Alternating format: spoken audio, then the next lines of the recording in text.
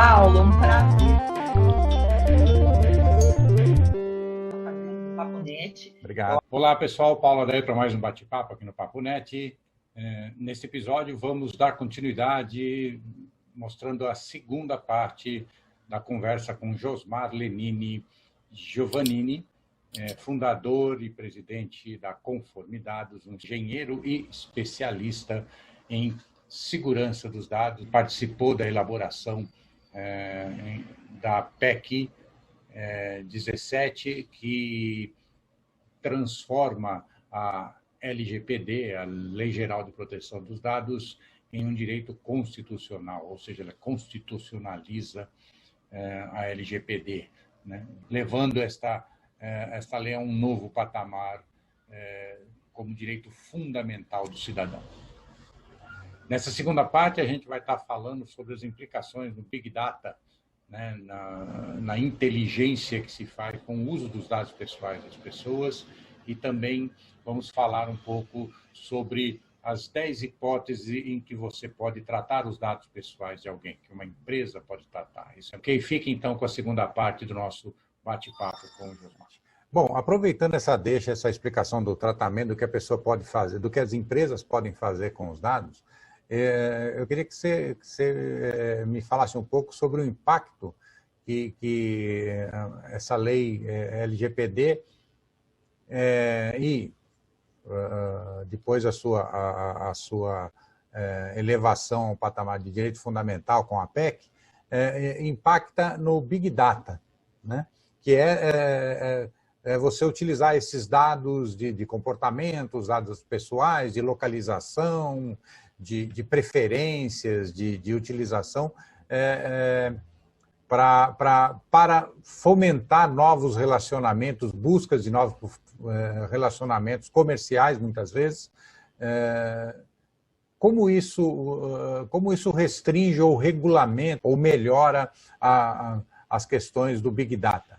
Bom, Paulo, com relação ao Big Data, essas questões são extremamente importantes de serem consideradas, uma vez que vamos nos remeter antes da vigência da lei, né?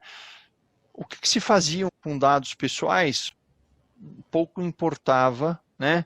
Eles podiam ser coletados, tratados, combinados, vendidos, e não existia uma lei geral que protegia o titular de dados com relação aos mesmos. Essa preocupação passa a valer agora, inclusive, para o Big Data. Por quê?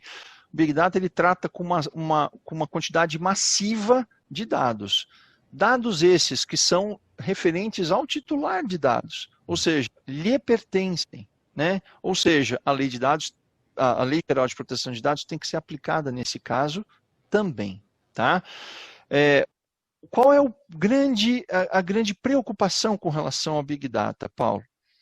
Dados podem ser coletados, dados podem ser cruzados, combinados, e desta combinação gerar inteligência, gerar novos dados sobre os titulares de dados. E esses dados aqui que vão sendo criados e a cada vez com maior volume de dados sendo criados, em função de que nós temos aí uma série de tecnologias, tecnologias essas que podem ser combinadas para a utilização para essa finalidade.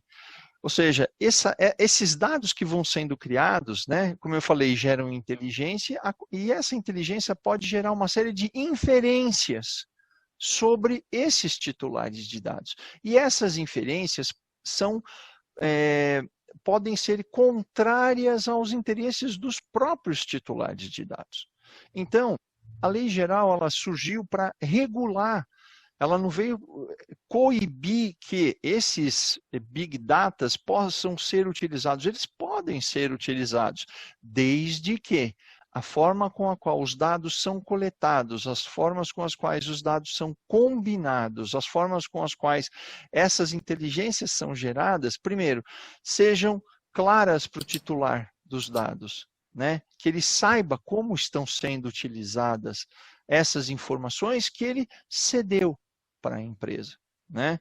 Então, fique bastante claro, a lei não veio para coibir, não, a lei não veio para coibir, a lei veio para normatizar essa forma de tratamento de dados e para proteger aos titulares de dados contra essas inferências, uma vez que essas inferências podem ou não se tornar uma realidade, e nós, evitando que nós sejamos, entre aspas, julgados, né, por uma coisa por questões que são avessas aos nossos próprios comportamentos, né, as próprias questões que estão ali sendo analisadas. Essa é uma questão muito importante, muito bem tratada aqui, lembrada por você, e que explica, sabe, Paulo, a criação da lei. Não é mais apenas uma lei, né? Essa lei vem a proteger-nos desses tipos de situação. Eu gostaria que você falasse, a gente falou bastante de tratamento, do que vai ser feito com informação pessoal, né? E eu gostaria que você desse uma passada rápida, aí, uma pincelada rápida na questão de quais são as hipóteses em que se aplica a LGPD. Ah, perfeito. Essa é uma questão bastante bacana, Paulo, uma vez que a lei ela traz uma série de princípios, né, e uma série de hipóteses legais. Essas hipóteses legais, elas estão mapeadas na lei, indicando em que situações pode ser feito o tratamento de dados pessoais, né, que eu mesmo mencionei, que ela define uma série de hipóteses, né. Eu vou mostrar aqui para você.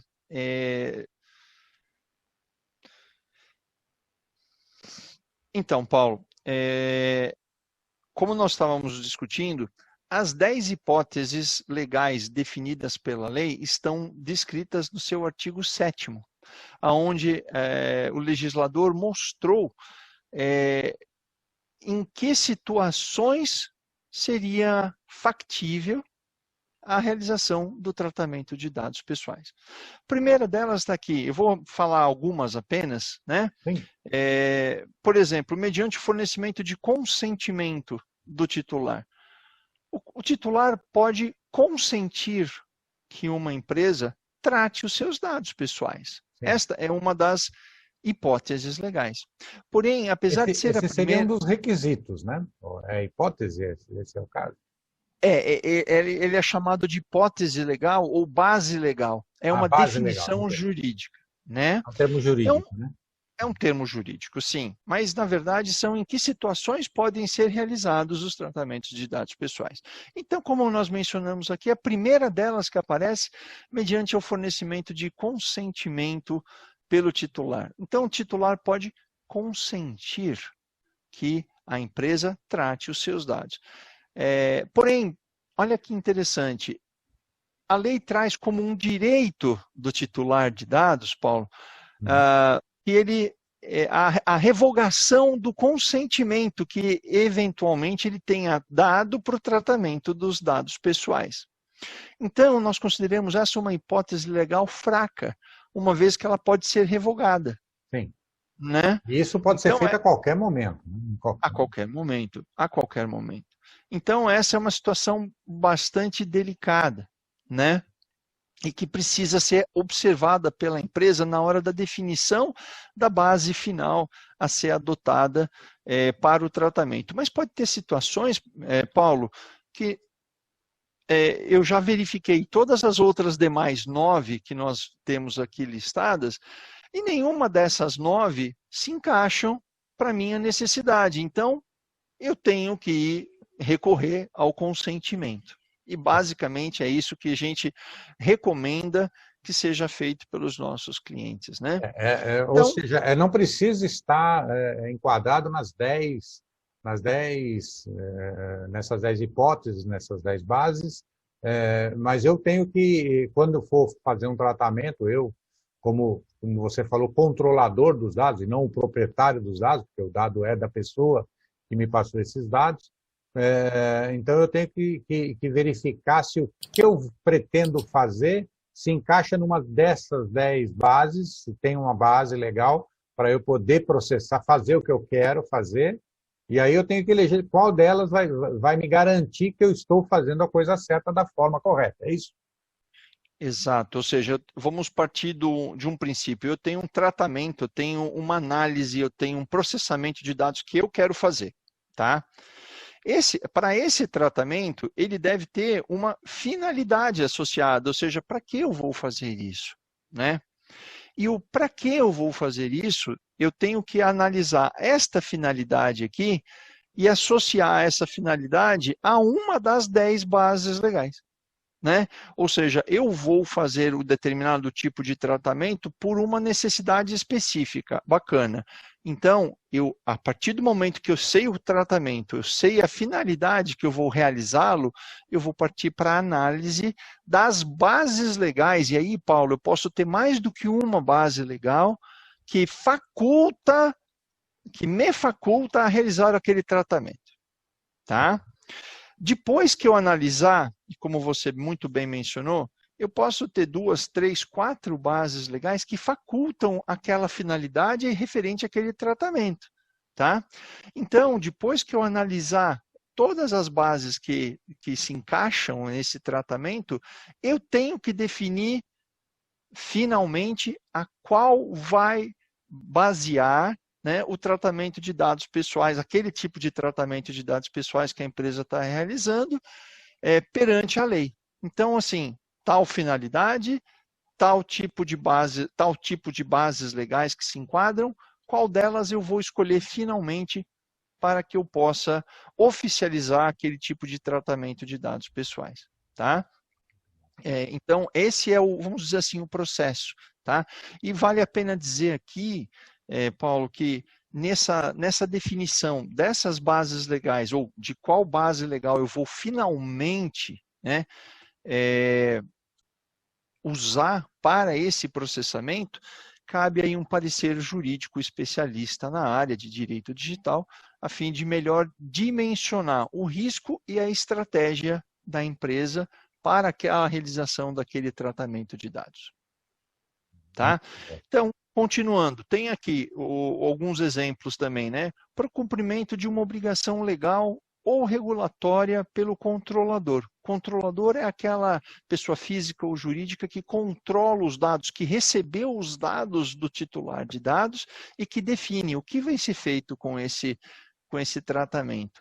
Então, aqui tem uma base que diz o seguinte, olha, quando este controlador, né, essa empresa, né, estiver realizando o tratamento, o processamento do dado para o cumprimento de uma obrigação legal ou regulatória, ele não precisa pedir o consentimento. Já é uma base legal específica e já é bastante forte, já tem uma justificativa muito forte. Já é uma necessidade que o controlador tem e precisa ser seguida. Olha que interessante. O quinto, né? Quando necessário para execução de contrato ou de procedimentos preliminares relacionados ao contrato do que seja parte titular. Então, assim, quando eu vou ter um contrato, óbvio que dados pessoais são necessários de serem tratados, de serem processados, a fim de que esse contrato possa ser celebrado. E aí não preciso também pedir um consentimento, já é uma base legal esta da execução deste contrato, da preparação deste contrato, esse tratamento de dados que é realizado, né? Inclusive temos outra aqui, que é a 10ª, para proteção de crédito, inclusive quanto ao disposto na legislação pertinente. Inclusive, para proteção de crédito, podem ser feitos tratamentos específicos de dados, né, a fim de que essa finalidade da proteção possa ser garantida. Então, Paulo, essas bases... Seria o caso, por exemplo, de você vai fazer um contrato, vai fazer um financiamento e o controlador, nesse caso, pode consultar os órgãos de defesa do consumidor, como Serasa e tudo mais, com aqueles seus dados pessoais para saber qual o risco que ele tem de fechar esse contrato com você. Estou imaginando que esse seja um exemplo dessa aplicação. Pode ser. A gente sempre tem que avaliar o caso específico de quais dados eles estão sendo tratados para verificar se eles também não estão sendo abusivamente tratados, a fim de trazer produzir uma discriminação, né? Para aquele tipo de titular de dados. Então, assim, são várias as nuances que devem ser observadas, Paulo, a fim de que você possa cravar uma das determinadas bases legais. Então, esse exemplo que você deu foi muito bom.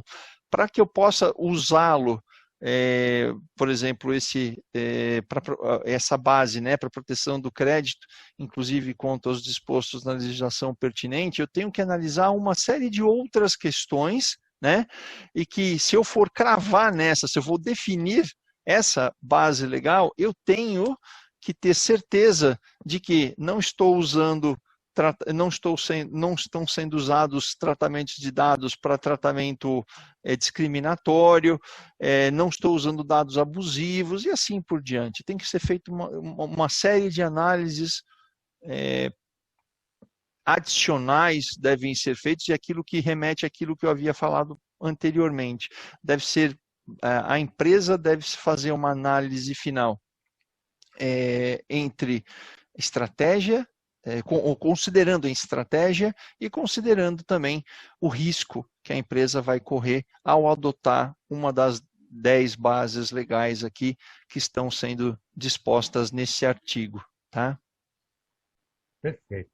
Cada um desses seus ensinos. Eu acho que ficou bem claro aí, a gente abordou aí vários aspectos aí, eu acho que é um assunto muito extenso, né? A gente teria que fazer vários episódios aqui, vários bate-papos aqui para abordar completamente aí, que deu para dar uma pincelada geral aí nessa questão da importância do LGPD, da incorporação dele, da elevação dele a um patamar de direito fundamental com a PEC 17, e essas questões que a gente conversou aqui. Eu quero agradecer muito aí, gostaria de deixar o espaço aí para as suas considerações finais aos nossos seguidores aí do Papo Net.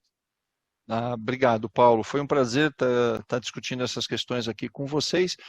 Paulo, eu te agradeço aí mais uma vez pelo convite para que a gente estivesse discutindo esses temas tão importantes quanto a proteção de dados pessoais.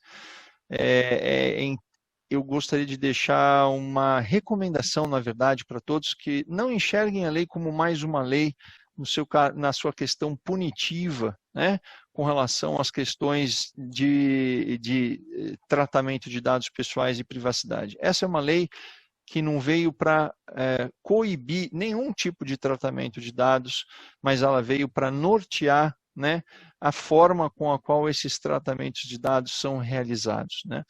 Essas são questões que mais cedo ou mais tarde seriam requisitadas por cada um dos titulares de dados pessoais das empresas, em função de que isso se tornou uma necessidade geral, global, do cidadão em proteger os seus dados, em saber como os seus dados estão sendo tratados.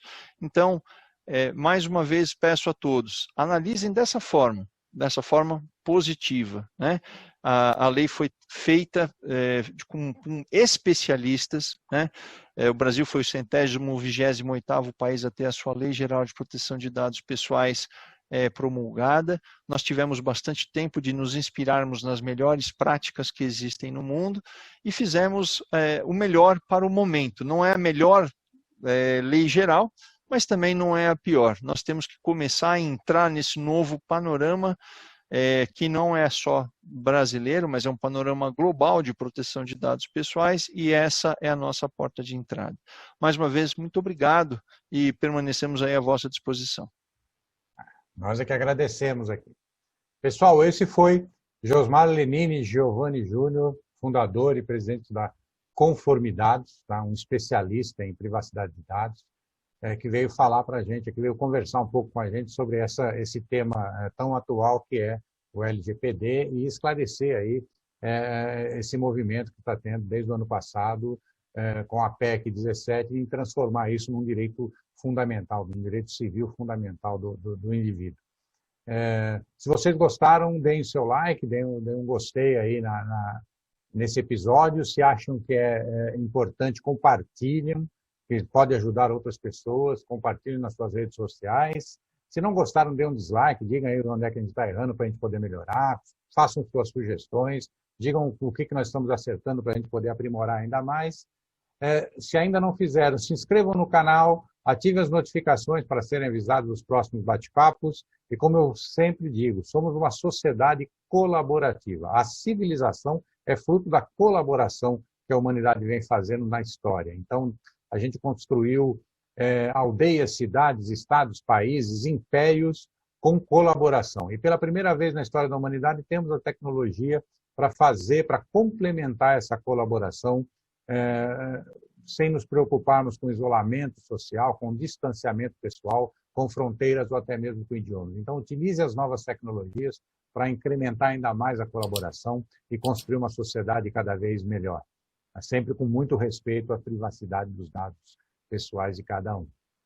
Ok, pessoal? Muito obrigado e até o próximo bate-papo aqui no Papo Net.